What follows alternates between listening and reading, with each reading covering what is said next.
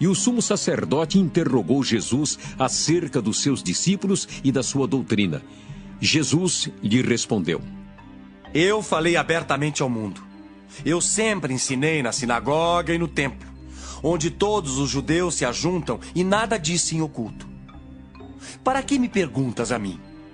Pergunta aos que ouviram o que é que lhes ensinei. Eis que eles sabem o que eu lhes tenho dito. E tendo dito isso, um dos criados que ali estavam deu uma bofetada em Jesus, dizendo: Assim respondes ao sumo sacerdote? Respondeu-lhe Jesus: Se falei mal, dá testemunho do mal. E se bem, por que me feres? Anás mandou-o manietado ao sumo sacerdote Caifás. E Simão Pedro estava ali e aquentava-se. Disseram-lhe, pois: Não és também tu um dos seus discípulos? Ele negou e disse: Não sou. E um dos servos do sumo sacerdote, parente daquele a quem Pedro cortara a orelha, disse: Não te vi eu no horto com ele? E Pedro negou outra vez e logo o galo cantou. Depois levaram Jesus da casa de Caifás para a audiência, e era pela manhã cedo. E não entraram na audiência para não se contaminarem e poderem comer a Páscoa. Então Pilatos saiu e disse-lhes: Que acusação trazeis contra este homem? Responderam e disse-lhe: Se este não fosse malfeitor, não te entregaríamos. Disse-lhes, pois, Pilatos: Levai-o vós e julgai-o segundo a vossa lei.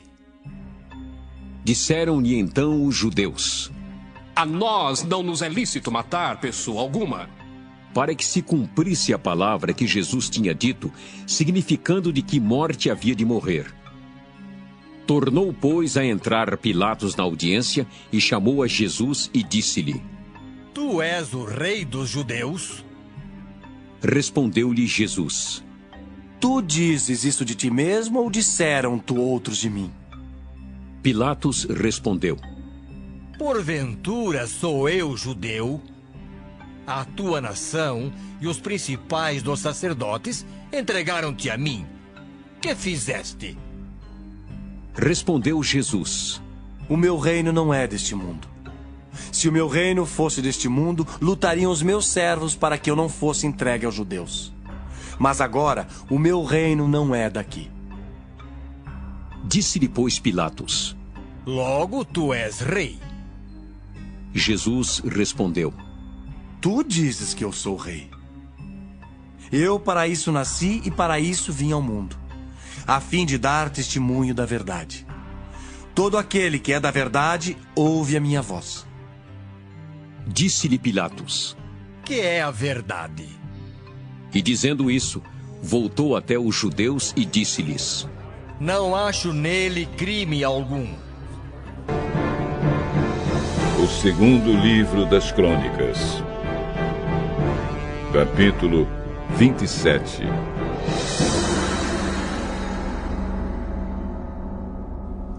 Jotão tinha 25 anos de idade quando se tornou rei de Judá.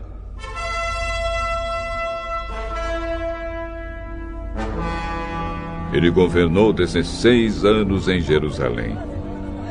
A sua mãe se chamava Jerusa e era filha de Zadok. Jotão fez aquilo que agrada a Deus, o Senhor, seguindo o exemplo de Uzias, o seu pai. Porém, ele não cometeu o pecado de queimar incenso no templo. Mas o povo continuou pecando. Foi Jotão quem construiu o portão norte do templo. Ele também fez muitas construções nas muralhas da cidade, no bairro chamado Ofel. Construiu cidades nas montanhas de Judá e fortalezas e torres de vigia nas florestas. Lutou contra o exército do rei de Amon e o derrotou. Aí ele forçou os amonitas a pagarem todos os anos, durante 3 anos seguidos, 3.400 quilos de prata, 1.000 toneladas de trigo e 1.000 toneladas de cevada. Jotão foi ficando cada vez mais poderoso porque seguia fielmente a vontade do Senhor, seu Deus. O resto da história de Jotão, as guerras em que tomou parte e as coisas que fez, tudo está escrito na história dos reis de Israel e de Judá. Ele se tornou rei aos 25 anos de idade e governou 16 anos em Jerusalém. Ele morreu e foi sepultado na cidade de Davi, e o seu filho Acás ficou no lugar dele como rei. O segundo livro das Crônicas, capítulo 28. Acás tinha 20 anos de idade quando se tornou rei de Judá. Ele governou 16 anos em Jerusalém.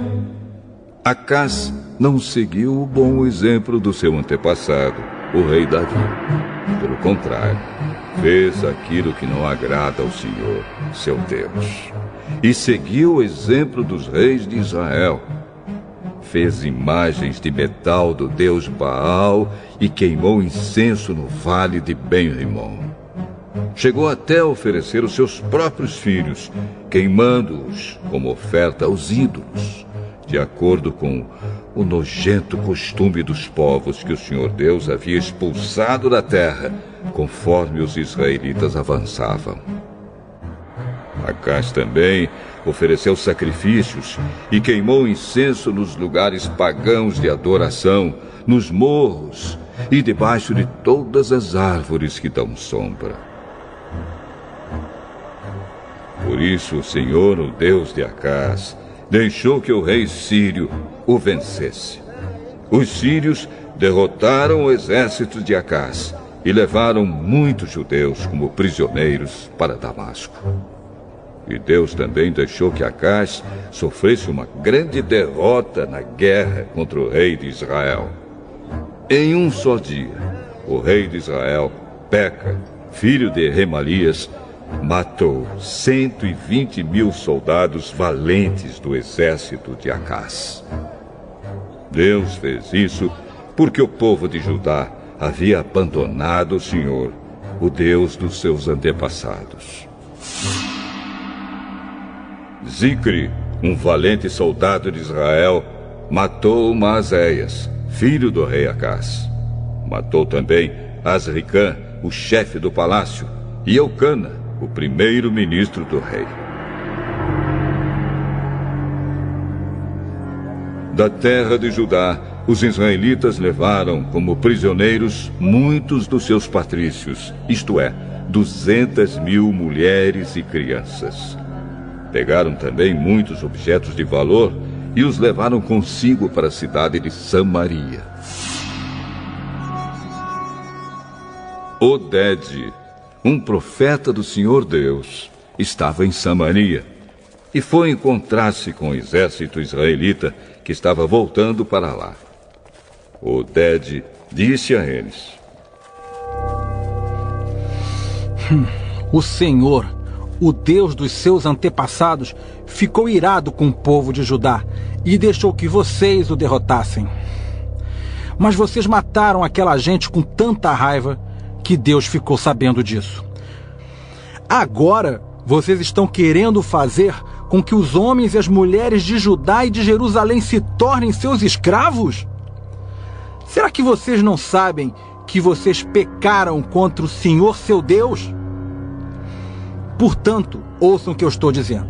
Levem de volta os seus patrícios, esses prisioneiros que vocês trouxeram, pois Deus está muito irado com vocês.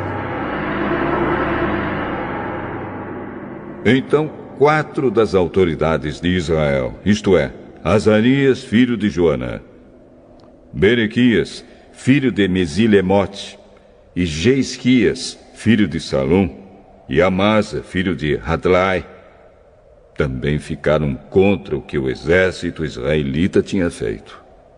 Eles disseram: Não tragam esses prisioneiros para cá. Já pecamos muito contra Deus, o Senhor. E o que vocês estão querendo fazer agora nos tornaria ainda mais culpados diante de Deus. Ele já está muito irado com a gente. Aí os soldados israelitas largaram os prisioneiros e as coisas que tinham trazido de Judá, entregando-os ao povo e às autoridades. Os 4 homens já citados foram escolhidos para cuidar dos prisioneiros. Das coisas que tinham sido trazidas de Judá, eles pegaram roupas e sandálias e deram aos que precisavam. Depois deram de comer e de beber a todos eles e cuidaram dos seus ferimentos.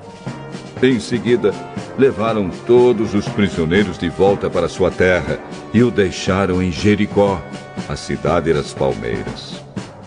Os que estavam muito fracos foram montados em jumentos. Então os israelitas voltaram para Samaria. Nessa mesma época, o rei Acaz mandou pedir socorro ao rei da Assíria, porque mais uma vez os edomitas tinham invadido o país de Judá e haviam derrotado o exército de Acaz e levado alguns prisioneiros.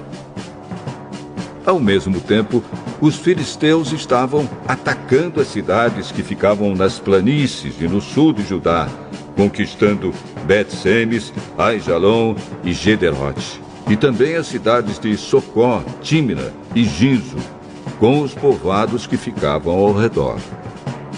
Tendo conquistado essas cidades, os filisteus começaram a morar nelas.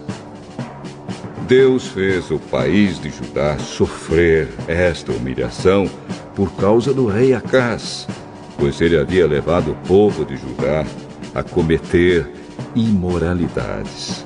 E ele mesmo havia desobedecido a Deus, o Senhor. O rei Tiglat-Pileser, da Assíria, marchou com seu exército contra Acaz e, em vez de ajudá-lo, o deixou numa situação mais difícil ainda. Acaz pegou objetos de valor do templo, do palácio e das casas das altas autoridades e os deu ao rei da Assíria. Porém, isso não adiantou nada. Quando as suas dificuldades aumentaram, o rei Acaz cometeu pecados piores contra Deus, o Senhor. Acaz era assim mesmo. Ofereceu sacrifícios aos deuses da Síria, mas esses mesmos deuses foram a causa da sua derrota. Ele disse: os deuses da Síria ajudaram os reis sírios. Portanto, vou lhes oferecer sacrifícios, e eles me ajudarão também. Mas eles trouxeram desgraça para o rei e para todo o país. Acaz pegou os objetos do templo e os quebrou em pedaços. Fechou os portões do pátio do templo e mandou construir altares em todas as esquinas de Jerusalém. E mandou construir em todas as cidades de Judá lugares pagãos de adoração, onde se queimava incenso a deuses estrangeiros. Assim ele fez com que o Senhor, o Deus dos seus antepassados, ficasse muito irado. Todas as outras coisas que o rei Acaz fez, desde o começo até o fim do seu reinado, estão escritas na história dos reis de Judá e de Israel. Acaz morreu e foi sepultado na cidade de Jerusalém, mas não nos túmulos dos reis. E o seu filho, Ezequias, ficou no lugar dele como rei. Salmo 84. Salmo do grupo de Corá, ao regente do coro, com a melodia de Os Lagares. Como eu amo o teu templo, ó Senhor Todo-Poderoso! Como eu gostaria de estar ali! Tenho saudade dos pátios do templo de Deus, o Senhor. Com todo o meu ser, canto com alegria ao Deus vivo. Ó Senhor Todo-Poderoso, meu Rei, meu Deus, perto dos teus altares, os pardais constroem o seu ninho e as andorinhas fazem a sua casa, onde cuidam dos seus filhotes. Felizes são os que moram na tua casa, sempre cantando louvores a ti. Felizes são aqueles que de ti recebem forças e que desejam andar pelas estradas que levam ao Monte Sião. Quando eles passam pelo Vale das Lágrimas, ele fica cheio de fontes de água, e as primeiras chuvas o cobrem de bênçãos. Enquanto vão indo, a força deles vai aumentando. Eles verão o Deus dos deuses em Sião. Escuta minha oração, ó Senhor Deus Todo-Poderoso. Ouve-me, ó Deus de Jacó. Ó Deus, abençoa o nosso protetor, o rei que tu escolheste. É melhor passar um dia no teu templo do que 1000 dias em qualquer outro lugar. Eu gostaria mais de ficar no portão de entrada da casa do meu Deus do que morar nas casas dos maus. O Senhor Deus é a nossa luz e o nosso escudo. Ele ama e honra os que fazem o que é certo e lhes dá tudo o que é bom. Ó Senhor Todo-Poderoso, como são felizes aqueles que confiam em ti.